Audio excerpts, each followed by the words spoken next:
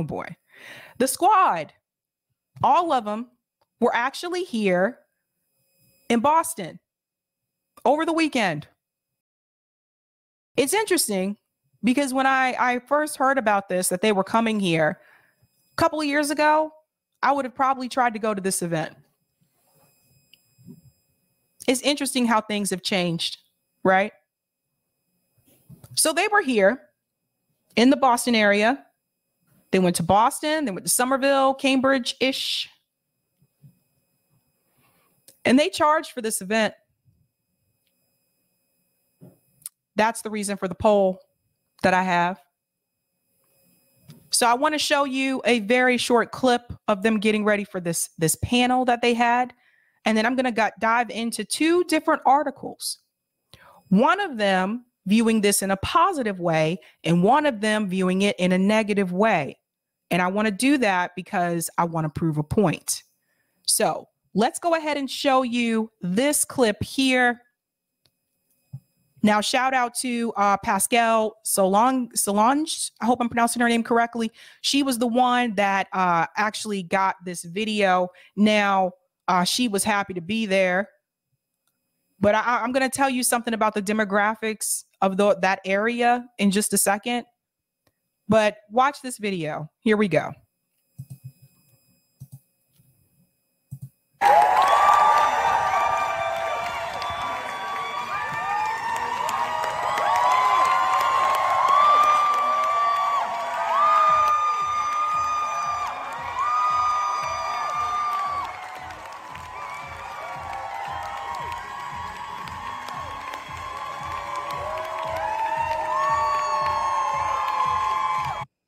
Now I want to pause it here because I want to show you who's who. Oh, wait, there's someone's hand. Okay, there's Ayanna Presley. This is Ilhan Omar. This is actually Professor Dr. Kendi. He actually teaches at Boston University, so I am familiar with him. I know who he is. He actually started the Anti-Racist Center at Boston. And then we have Cori Bush here, and there's AOC, and there's Rashida Tlaib. So you have 5 of them present.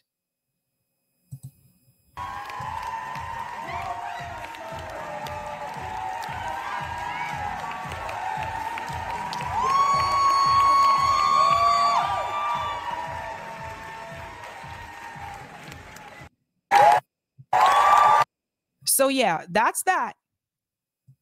That's that. So what you need to know about this event, because I looked up the ticket prices ahead of time because I was curious. The cheapest ticket was $10. I think that came across just as like general admission. But there were tickets for like $100. Like you were going to a concert. It's just like there are musicians I didn't pay that much to see. Kitty loves films. It's so weird that we do this as a culture. Right. Like, why are you charging people during a time when people are still trying to get through inflation? Hello. People are still trying to get over things that have happened with the pandemic. Economically, people are struggling. Why are you charging? When Bernie Sanders came here, and I've gone to a lot of these rallies, so I'm just going to tell you from experience, they were all free. They were all free. Bernie Sanders came here, it was free. They have to charge. Like I said, there were different prices. The cheapest was $10. That was like for general admission, but they had $100 ticket price. For what? Guarantee that money goes to Act Blue, goes right back into the Democratic Party. Guarantee. Now, let me show you the first article. Let me share here. This one is from the Boston Globe. Now, this is the article that's showing this more in a favorable light. And then I'm going to get into the other article that does not show it in a favorable light. So I'm going to make this a little bit larger for you guys. because we're going to break this down. And I'm going to tell you why they went to the area that they went to in just a second. So it says hundreds gathered to see Presley and the squad talk policy and identity in Somerville. See, they even put identity in the title. So that's the identity politics part. You see what I mean? Identity politics is when you use your identity to gain favorable views politically, to use it towards your political position. They even put it in the title. Let's go on. The afternoon event followed morning canvassing in Roxbury. You see what I mean? It's not like they just came out to hang out with people and to talk to people. It's to get you to vote. So here we go. So that's them here. We're going to go on. In Somerville, Representative Ayanna Presley and members of the squad celebrated Saturday afternoon with supporters before a sold-out crowd in Davis Square after starting the day at a canvassing kickoff in Roxbury. Now, hold on to that sold-out crowd in Davis Square, because I'm going to tell you in a minute what the numbers actually were. Presley, along with fellow Democratic representatives Rashida Tlaib, Ilhan Omar, AOC, Cori Bush, held a community celebration and panel conversation moderated by Dr. Kendi, founding director of the Center for Anti-Racist Research at Boston University and the co-founder of The Emancipator. Let's go on. The line waiting to see the squad at the theater stretched around the block Saturday afternoon, with people queuing up more than an hour before the event. The gathering started with an introduction from Presley, who took the stage, took a standing ovation, yada, yada. When you are truth tellers, when you speak out against injustice and inequity, there are some who think that comes from a place of hate. But you know, and I know, this is a movement rooted in radical love. Now that's coming from her. Now let's go on here. This is the part that I want to point out. Kendi opened with a question about how each woman's life experience influences their work on policy. See what I'm saying? So here we go. Omar discussed identifying as a refugee and an immigrant. You see what I mean? AOC spoke about her experience as a survivor of sexual assault. And again, not saying you can't talk about those things. But even the article, even the writer of the article is telling you that's what they led with. They led with identity politics, not policy. That's the problem. Let's go on. Bush gave a response that drew rousing applause from the crowd. She talked about being a working mother, fighting to feed her children, to be a member of Congress. Now here, though the audience was largely filled with Boston area residents, some had made the trip from out of state. Do you see that? You know what that tells you? And I know this by living here, that it wasn't just people here in Massachusetts. Now let's get into the numbers, because this is the part that I think is laughable, because I know how many people they used to be able to bring out. So right around here, find that spot. Go away. Go away. Close.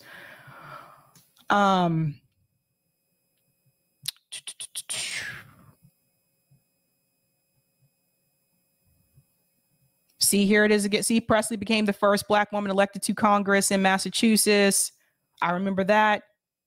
I used to live in Ayanna Presley's district. This is why a lot of this stuff I already knew. But there's a part here where they mentioned the numbers. I should have highlighted that. Maybe I passed it. Sorry, guys. I had to do this with shared screen. That's why I'm kind of... Oh, shoot. If I can't find it, I'll just tell you what it is, because I remember what it was. Anywho, the numbers, it was almost 100 people. That's not good. 5 of them. You have 5 of them. You have AOC, Rashida Tlaib, Ayanna Pressley, you have Ilhan Omar, and you have Cori Bush. And the number was almost, it said almost 100 people showed up. Why is that a problem? What does that tell you about the squad? I can tell you, if this would have been 2.5 years ago, it would have been more than 100 people. And you have to remember, some of the people that were there were not even from, don't even live here. You had all 5 of them and only approximately 100 people showed up with all of them? What does that tell you, you guys? What does that say about the squad? And I told you the cheapest ticket was $10. What does that say? That's troubling. Look, when Bernie Sanders came here, it was 10,000 people. 10,000 people. Did you hear me? I was there. The numbers are smaller because they don't have the same level of support that they did before. Remember, Ilhan Omar almost lost her primary this time around. She almost lost it. Did you see it? The Bernie rally was free. Ayanna Pressley's rally, like her other rallies that she's done here, have been free. What is this? And you can't say they're using the money for their election this year. Their primaries already happened. Do you see that? What? Do you see that? Maybe 100 people. Now, this article here, here's the other opinion. Sabby has more viewers now than those that attended that event. That's sad. That's crazy. Now, and that was on the weekend. This article here speaks about it in a different way. And I want to show you both sides. Now, the Boston Globe spoke about it in a positive light. Boston Globe, for the most part, is pretty liberal. Just FYI for those who don't know. Now we have the Boston Herald. Listen to what they say. This is why you have to see both sides. Has the squad peaked and lost its political power? We need to talk about this. So again, here they are here in town. And it talks about this. It says that they were here in Boston area this weekend. Okay.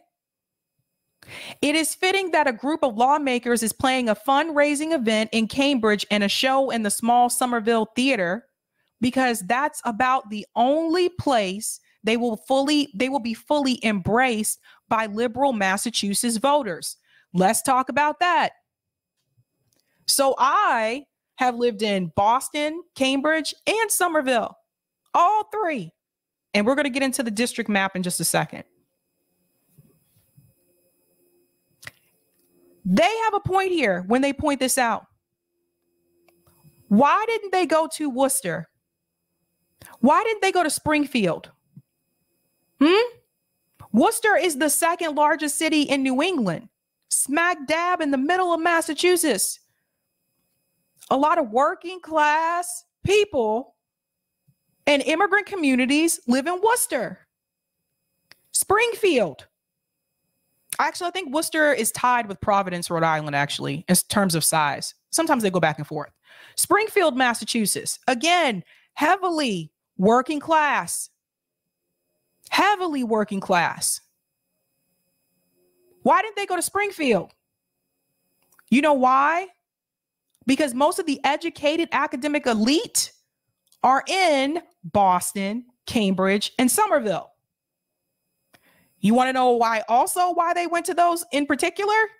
Because that's Ayanna Pressley's district. So of course they're going to go to the place where they know they will be well received. They would not be as well received in Worcester. I know this. They would not be as well received in Springfield. And yes, there are progressive minded people there, but it's a different crowd. It's different. Let's go on. This part here, The squad is the Make America Great Again version of the left. It peaked in 2020. The group has lost some of its luster since it became the darling of progressives and liberal media several years ago. Shut out by House Speaker Nancy Pelosi, AOC has limited power to pass anything and has become more of a nuisance to the party than a benefit. Where's the lie? Let's go back in. None of the members of the squad are on a leadership track in Congress and operate mostly on the fringes. Boston, Cambridge, and Somerville are some of the few places the cohort of congresswomen can go and still pretend they are relevant. Guys, this is so spot on. I'm telling you from experience, this is spot on. You can get people to buy tickets in Somerville, but good luck selling them in Methuen, Marlborough, or Tewksbury. And that's true.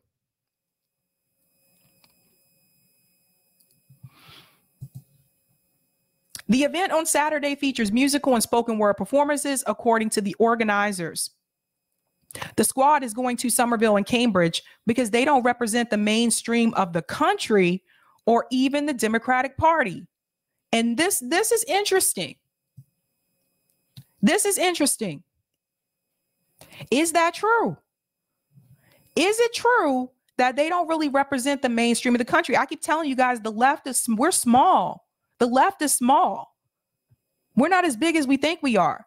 But even if that is the case, that doesn't mean you don't go to the other areas where you may not be well received. You don't shut people out. You don't only just go talk to the people that you know are in favor of you.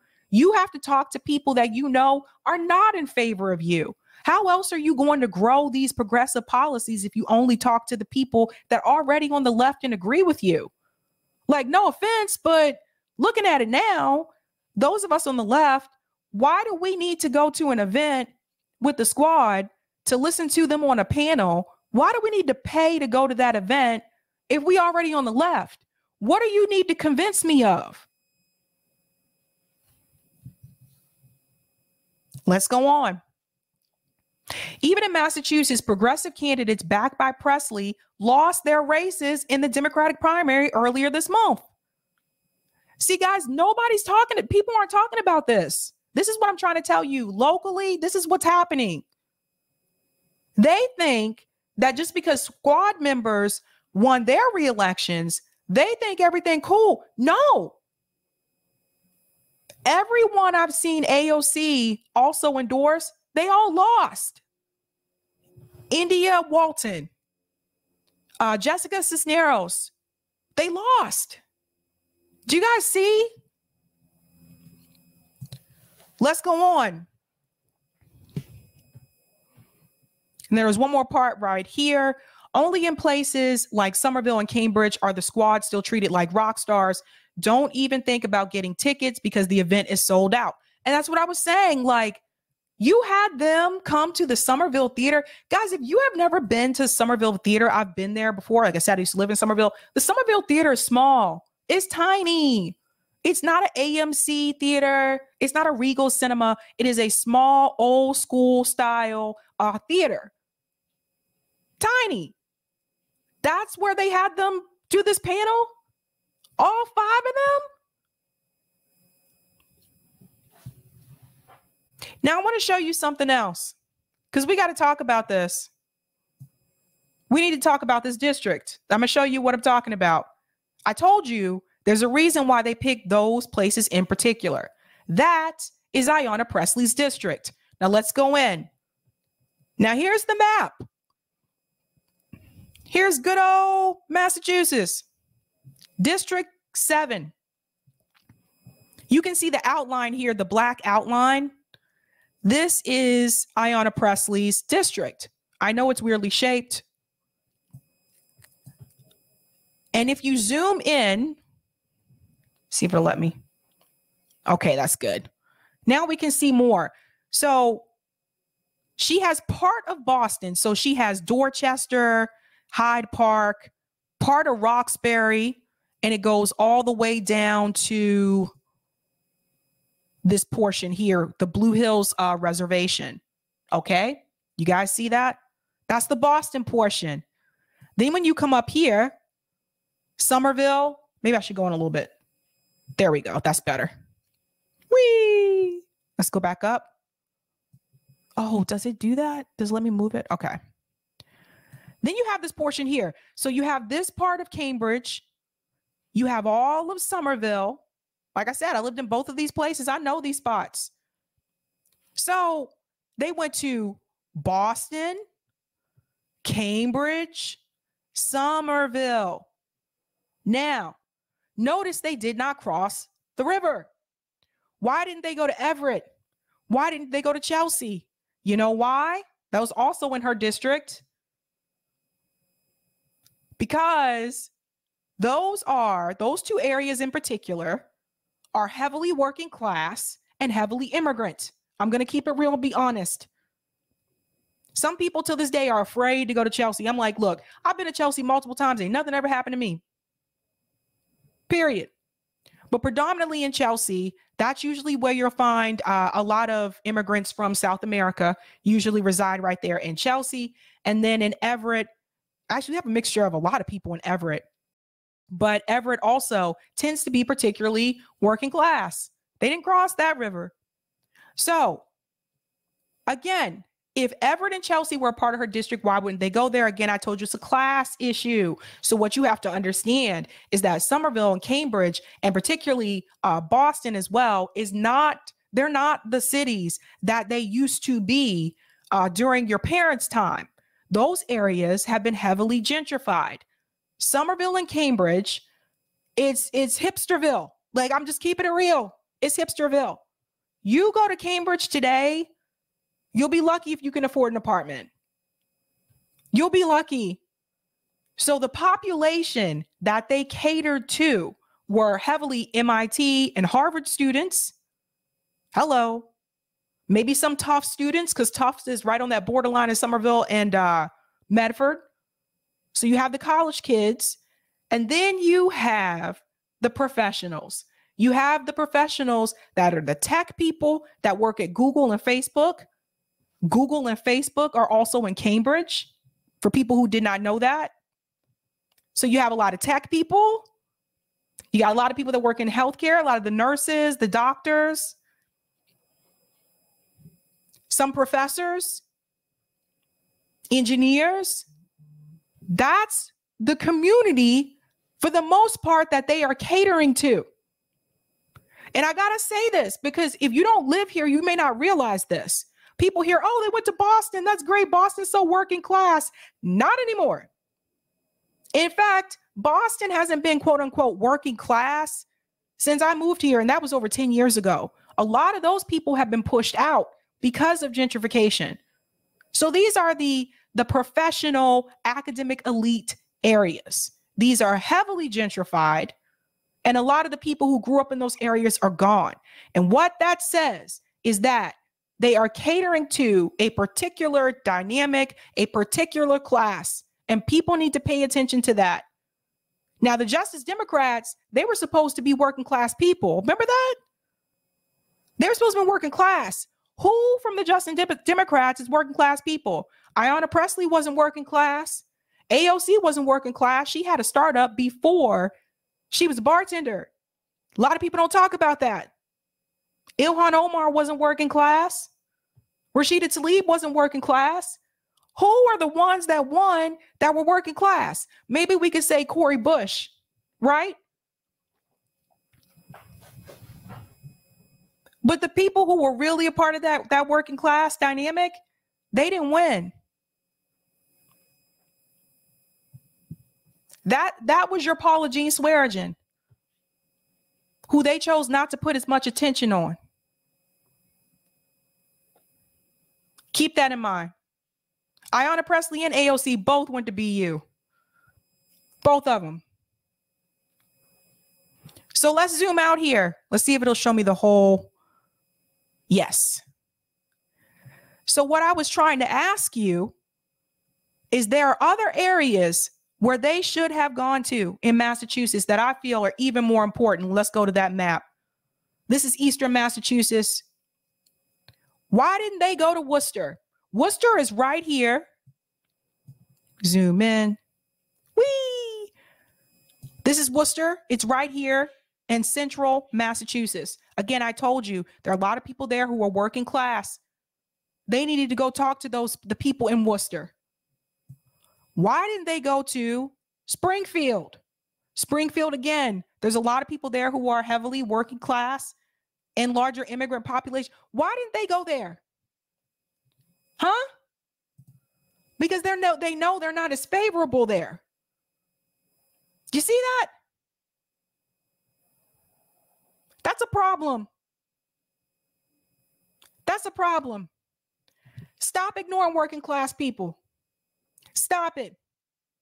This is what happens when you follow that lie that we were told by Justice Democrats. Oh, they're going to be working class people. They're not going to be people who have been politicians or come from political, background. They're going to be everyday people that are going to run for office. Isn't that what we were told? And you see what's happening. You see it. Right. We can look at the poll results because I want to see what people said. Because I asked you guys, should they have charged people to go to that event? Let's see what you guys had to say. I personally don't think they should have. You're kidding. People are still struggling with inflation right now, and you're charging people to come see you? What? Come on. We have free concerts here. We have musicians come here and give free shows. Let's put up that poll. 301 votes. Do you agree with the squad charging money for their Boston appearance? 5% said yes. 37% said no. And 58% said hell no. No. Charging for what? To see you? Do you see where we're at now? You see the problem? David said they're still knocking down the house. I don't know, Alvin. I don't know. Who were the 5%? I don't know.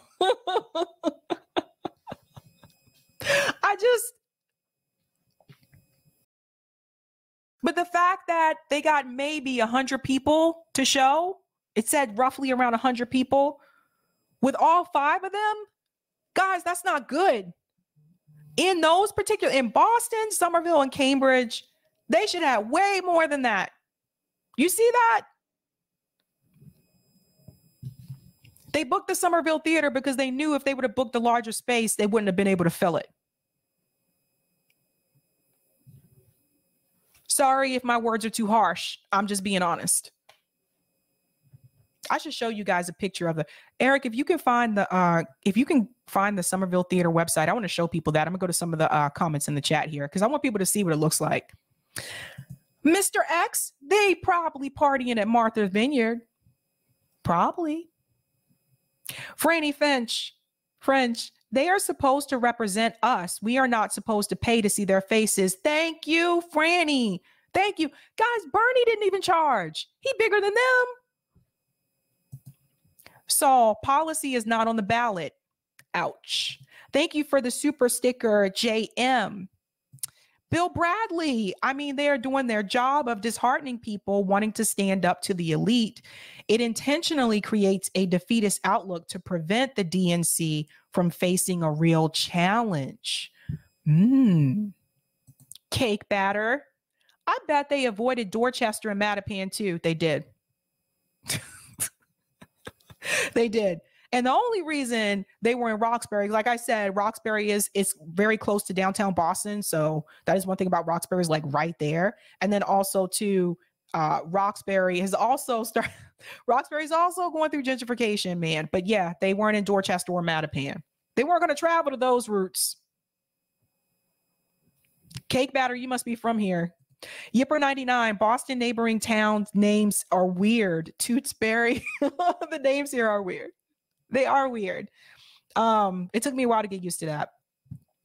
Thank you so much for the super chat, Franny French. not just AOC anymore. The squad is all grandkids of Nancy Pelosi. I think that's how we should see it. I think that's how we should see it.